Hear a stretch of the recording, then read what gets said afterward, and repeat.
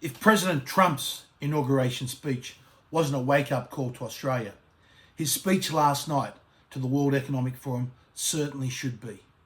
This needs to be a massive wake-up call to our nation. Nobody owes Australia a living.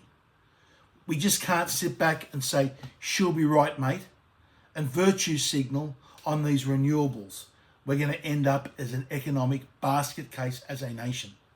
My message to every business in the world is very simple. Come make your product in America. The global stage is a tough economic marketplace. We need to get out there. Australian businesses, industry and entrepreneurs need to get out into that marketplace and compete. And to do that, you need three things. You need low taxes, less regulation, and most of all, you need low energy costs. President Trump gets it. Peter Dutton doesn't, as the Liberal Party, and neither does Albanese or Bowen, who have absolutely no idea or no clue of the damage that they are doing to this nation. We can no longer afford to virtue signal. We can no longer afford this nonsense of Paris targets and this net zero nonsense when you have the USA and China, the two largest economies of the world, which combined make up almost half of the global economy, thumbing their nose at it. We've got to wake up to what's happening around the world. With what President Trump has announced over the last couple of days, we need a complete rethink and a complete re-strategy, because we cannot continue on this folly of chasing these renewables, importing them from China, to think we're somehow going to have a competitive economy. Just listen to a few things that President Trump has said. On day one, I signed an executive order directing every member of my cabinet to marshal all powers at their disposal to defeat inflation and reduce the cost of daily life. I terminated the ridiculous and incredibly wasteful Green New Deal. I call it the Green New Scam. Withdrew from the one-sided Paris Climate Accord and ended the insane and costly electric vehicle mandate. We're going to let people buy the car they want to buy. Now, where President Trump is ending all these subsidies for electric vehicles, in Australia, under Chris Bowen, we are doing the exact opposite. There's a new tax regime that Bowen has brought in, which will see Australia's most popular cars taxed an extra penalty fee from $10, $15, upwards of $20,000 while he subsidises electric vehicles. This will just make the cost of doing business in Australia higher for businesses. If businesses are forced to buy electric cars, which have higher depreciation and higher insurance costs and higher outright purchase costs, that just makes, again, the cost of doing business in Australia higher and puts it as a nation at a competitive disadvantage against the United States of America. That just makes us poorer. I declared a national energy emergency, and it's so important, national energy emergency, to unlock the liquid gold under our feet and pave the way for rapid approvals of new energy infrastructure.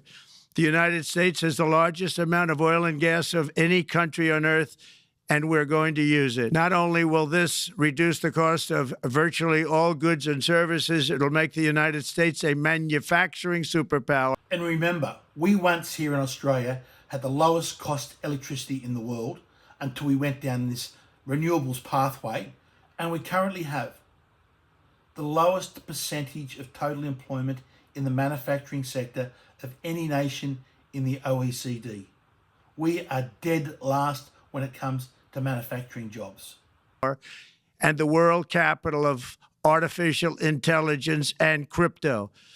My administration has also begun the largest deregulation campaign in history, far exceeding even the record-setting efforts of my last term. To further unleash our economy, our majorities in the House and Senate, which we also took along with the presidency, are going to pass the largest tax cut in American history, including massive tax cuts for workers and family, and big tax cuts for domestic producers and manufacturers. My message to every business in the world is very simple. Come make your product in America, and we will give you among the lowest taxes of any nation on earth. under the Trump administration, there will be no better place on earth to create jobs, build factories, or grow a company than right here in the good old USA. So we're going to give very rapid approvals in the United States, like with the AI plants, talking to many people want to build them. That's going to be a very big thing. We're going to build electric generating facilities. They are going to build. I'm going to get them the approval.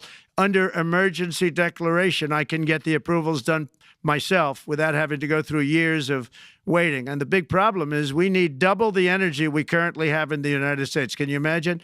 For AI to really be as big as we want to have it, because it's a very competitive, it'll be very competitive with China and others. So Trump understands in the future years ahead that the US needs to double its electricity output. Just take the example of the state of Georgia with Georgia Power, that has something like just over 2 million electric customers. Their current maximum output is around about 12,000 megawatts. They are saying that by mid next decade, they are going to need to triple that electricity output because of AI up to 36,000 megawatts. 36,000 is the entirety of the Australian East Coast grid. And what are we doing here in Australia? We have 21,000 megawatts of coal-fired power stations, which we are planning to close down. What is wrong with our nation? So I'm going to give emergency declarations so that they can start building them almost immediately. And I think it was largely my idea because nobody thought this was possible. It wasn't that they were not smart, because they're the smartest. But I told them that what I want you to do is build your electric generating plant right next to your plant as a separate building connected. And they said, wow, you're kidding. And I said, no, I'm not kidding. You don't have to hook into the grid, which is old and, could be taken out. If it's taken out, they wouldn't have any way to get any electricity. And Trump's plan to provide cheap electricity to these new AI data centers that are going to come up is going to leave Australia in the dust. I remember years ago, I asked the CEO of Tomago aluminium smelter, why didn't Tomago have its own power plant on site, given the constant need for large amounts of power that it has? And that's exactly what these data centers need. They need constant power 24 hours a day. So it makes clear sense to have right next to the data center, have the electricity generating plant, either oil or coal, which Trump says there is coal is one of the cheapest, oil or coal to generate that electricity, or it could be nuclear, but you've got a higher cost with nuclear and you've got longer times for construction of the electricity generation facility. So you put a coal or gas electricity generation facility right next door to your data center, and then you haven't got all the transmission costs. How are we going to compete in Australia when you've got all these diversified solar and wind farms spread all around the country, which require billions of dollars of additional costs in transmission lines to send them to a central location where a data center could be located? And then what are you going to do when the sun doesn't shine and the wind doesn't blow? Because these data centers need power 24 hours a day. Unless we can get competitive electricity back in this country, these data centers are going to bypass Australia. And again, that will make us a much, much poorer nation. So we are going to allow them to go on a very rapid basis to build their plant, build the electric generating plant. They can fuel it with anything they want, and they may have coal as a backup, good, clean coal. If there were a problem with a pipe coming in, as an example, you're going with gas, oil or gas, and a pipe gets blown up or for some reason doesn't work, there are some companies in the U.S. that have coal sitting right by the plant so that if there's an emergency, they can go to that short-term basis and use our very clean coal. So that's something else that a lot of people didn't even know about. But nothing can destroy coal, not the weather, not a bomb, nothing. It might make it a little smaller, might make it a little different shape, but coal is very strong as a backup. It's a great backup to have that facility, and it wouldn't cost much more money. And we have more coal than anybody.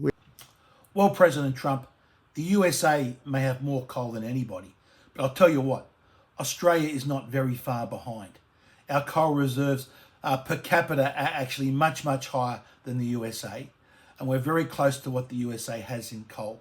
Okay, but the crazy thing is, while the USA wants to use their natural resources, their fossil fuels, and unlock them, we've got here both the Labor and Liberal Party wanting to lock up Australia's fossil fuel reserves so Australians can't use it.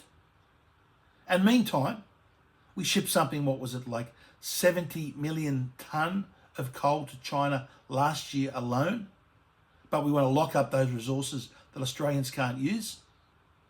This is the folly of net zero and the Paris target, which we need to exit as a nation, just as the US has. We also have more oil and gas than anybody. So we're going to make it so that the plants will have their own electric generating facilities attached right to their plant. They don't have to worry about a utility. They don't have to worry about anything. And we're going to get very rapid approvals. Well, I think it's going to actually bring down inflation. It's going to bring up jobs. We're going to have a lot of jobs. We're going to have a lot of companies moving in. You know, Brian, we're at 21%. It was at 40%, and I got it down to 21%, the corporate tax. And it was actually, if you look at state and city, it was in many cases much higher than 40%. I got it down to 21%. And now we're going to bring it down from 21 to 15% if, there's a big if you make your product in the U.S. So we're going to have the lowest, just about the lowest rate. It'll be, the 21 is on the low side worldwide. The 15 is about as low as it gets. And by far the lowest of a large country, a large, you know, rich, powerful country, by far, not even a contest. So we're going to bring it down to 15% if you make your product in the USA. So that's going to create a tremendous buzz. So President Trump is going to reduce the US corporate tax rate from 21% down to 15%.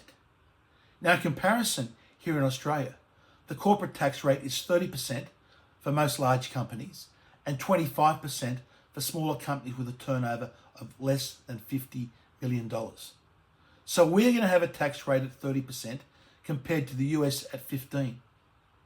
How are we going to attract capital, businesses, and jobs to this nation if we have a corporate tax rate double that of the United States of America? It's not only the tax rate that's double, we're going to have energy costs that are more than double, regulations that tie Australian businesses up with red and green tape, and we're going down the track of Paris and net zero and just making it more and more difficult. So we're already at this massive competitive disadvantage, and it's only going to get worse if we continue on these current policies. What's happened in the last couple of days needs to be a massive wake up to this nation. We are headed in the wrong direction. Our industries will not have a chance of being competitive against the USA nor China in the years ahead. We've got to get rid of this nonsense of net zero. We've got to scrap the Paris targets. We've got to get back. We've got to use our nation's competitive advantage, use that rich, beautiful black coal seam that runs down our eastern seaboard, and start constructing new coal-fired power stations in this nation and putting our hand up internationally that say that we can house these data centers here in Australia, that we can house the industries of tomorrow in this country. Because the direction we are heading, we're at subsidy upon subsidy upon subsidy, putting in inefficient forms of electricity generation, intermittent, unreliable, need to be backed up with hugely expensive batteries, a policy that no other nation in the world is pursuing. No other nation in the world is trying to do what we are doing. This is going to make us a very poor nation. We're not going to be able to afford all the things we want to spend money on. We've got to wake up to ourselves, and hopefully President Trump's speech will be a big wake up to many Australians.